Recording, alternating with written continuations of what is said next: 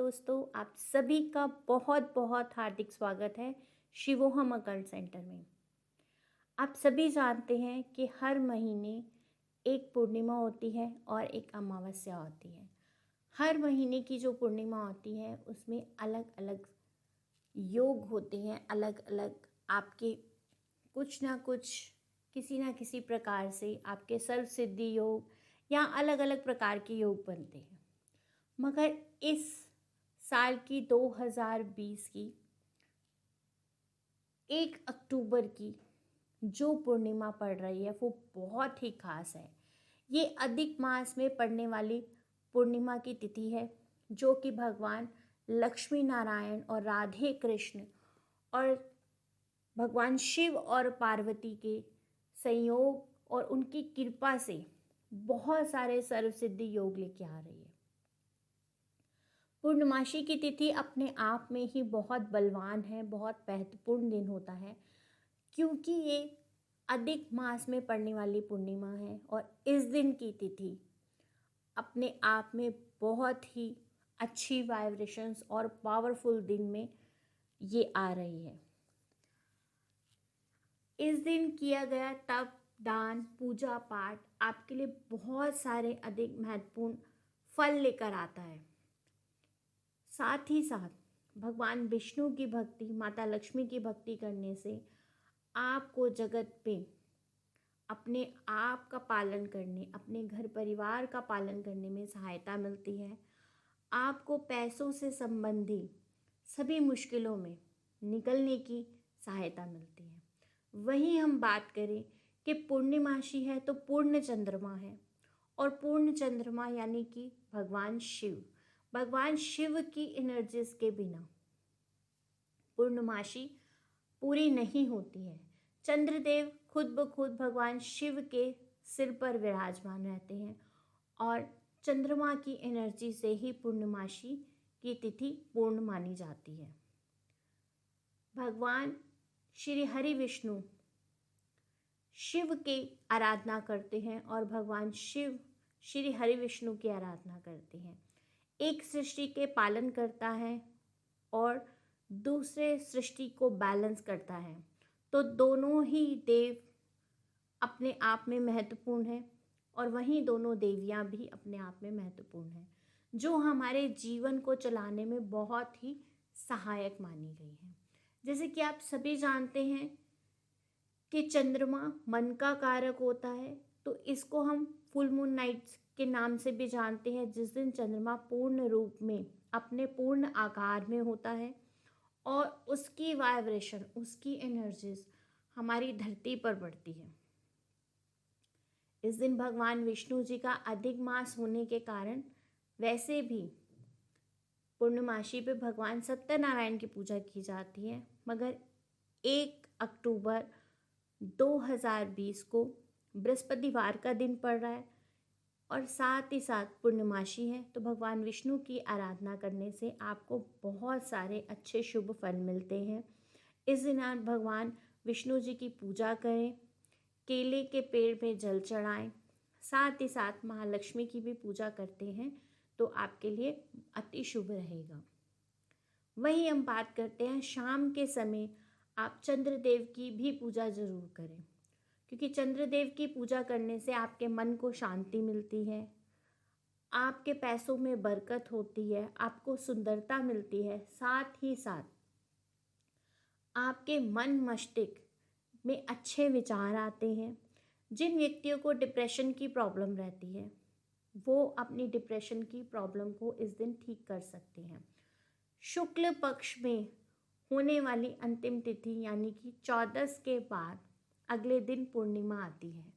पूर्णमासी पर जब चंद्रमा अपनी पूर्ण स्थिति में होता है, तब जिन लोगों को मानसिक अवस्था में होते हैं, मानसिक परेशानियां या दिक्कतें होती हैं या डिप्रेशन या जिसको हम अवसाद भी बोलते हैं, उस अवस्था में होते हैं, तो उन लोगों की ये परेशानी बढ़ जाती है। रोना आना, गुस्सा आना, चीखना चिल्लाना, या जिनका चंद्रमा कमज़ोर होता है उनको बीमारियां पकड़ लेती हैं, सिर दर्द, टेंशन, साथ ही साथ बार बार रोना आता रहता है। तो जिन व्यक्तियों को ये परेशानियां होती हैं उनको चंद्रमा की रोशनी में बैठना चाहिए। चंद्र नारायण भगवान को आपको जल अर्पित करना चाहिए। इस दिन अगर आप चांदी के बर्तन से, चांदी के लोटे, चांदी के ग्लास या चांदी की कटोरी से भी आप चंद्रदेव को थोड़ा सा कच्चा दूध मिलाकर जल चढ़ाते हैं या उसमें मिश्री भी थोड़ी सी मिलाकर जल चढ़ाते हैं तो भगवान चंद्र नारायण भगवान की आपको बहुत ही असीम कृपा प्राप्त होती है। चंद्रमा यानी कि आपकी माता, यानी कि आपका मन, यानी कि आपका मस्तिष्क, ये सभी चीज़ें एक दूसरे से कनेक्टेड रहती हैं। हर पूर्णमासी पर जितनी भी नदियों का जल होता है वो उफान पर होता है, क्योंकि जैसे कि आप सभी लोग जानते हैं कि हमारे शरीर में 72% पानी होता है, जल का स्थान होता है, वैसे ही हमारी धरती पर भी 72% जल है। और जितनी भी नदियां हैं वो पूर्णमासी पर चरम सीमा पर उनका जल आता है, क्योंकि पृथ्वी और चंद्रमा के बीच में गुरुत्वाकर्षण के कारण नदियों का जल भर जाता है, बढ़ जाता है और उस पर उफान होता है। वैसे ही हमारे मस्तिष्क, हमारे मन के बीच की जो स्थिति होती है, जो वाइब्रेशंस होती हैं, उसमें भी उफान आता है। इसी वजह से टेंशन, डिप्रेशन या जिन लोगों को वीपी की प्रॉब्लम रहती है या जिन लोगों को माइंड से रिलेटेड प्रॉब्लम होती है, जिनको न्यूरॉन से रिलेटेड प्रॉब्लम होती है, उनको इस दिन थोड़ी सी परेशानी का सामना करना पड़ सकता है या इससे पहले ही उनकी ये परेशानियां आनी दिखनी 2-4 दिन पहले शुरू हो जाती हैं और 2-4 दिन बाद तक रहती हैं। तो ऐसे व्यक्तियों को क्या करना चाहिए? ऐसे व्यक्तियों को इस दिन भगवान शिव की पूजा आराधना करनी चाहिए, भगवान सत्यनारायण की पूजा आराधना करनी चाहिए, साथ ही साथ चंद्रदेव की भी आराधना करनी चाहिए। जैसे ही वो फुल मून नाइट पे फुल मून के नीचे बैठते हैं, उनकी वाइब्रेशंस लेते हैं, उनकी एनर्जीज को ग्रैंड करते हैं, तो उनको शीतलता प्रदान होती है। पर कोशिश करें ऐसे व्यक्ति अपने सिर को ढककर ही चंद्रमा की रोशनी में बैठें। कोई भी सफ़ेद वस्त्र धारण कर सकते हैं और साथ ही साथ अपने सिर को सफ़ेद वस्त्र से भी ढक सकते हैं। जिन लोगों की कुंडली में सूर्य और चंद्रमा दोनों कमज़ोर होते हैं, वो लोग सुबह के समय सूर्य नारायण भगवान को जल अर्पित करें, भगवान शिव की पूजा करें, भगवान लक्ष्मी नारायण की पूजा करें। साथ ही साथ जब शाम होती है तो वो चंद्रदेव को भी जल अर्पण करें और भगवान शिव की आराधना करें। अगर सुबह भगवान विष्णु जी की आराधना करते हैं और सूर्य नारायण भगवान को जल अर्पित करते हैं तो आपका सूर्य बलवान होता है। और वहीं पर अगर आप शाम को चंद्र नारायण को जल अर्पित करते हैं, साथ ही उनकी पूजा आराधना करते हैं, ओम सोम सोमाय नमः का जप करते हैं और साथ में भगवान विष्णु जी का ओम नमः शिवाय का जप करते हैं, तो आपका चंद्र बलवान होता है। दोनों ही स्थितियों में आपका सूर्य चंद्रमा अच्छा होगा तो आपका मन और मस्तिष्क, आपका दिल और दिमाग दोनों हमेशा बैलेंस रहेंगे। साथ ही साथ अधिक मास में ठीक बृहस्पतिवार वाले दिन 1 अक्टूबर को पूर्णमासी है, विष्णु भगवान जी का दिन है और सत्यनारायण की ही पूजा हम पूर्णिमा पर करते हैं। इस दिन आप राधे कृष्णा जी का भी जप कर सकते हैं, क्योंकि कृष्ण भी भगवान विष्णु का ही स्वरूप है। भगवान श्री राम भी भगवान विष्णु का ही स्वरूप माने गए हैं।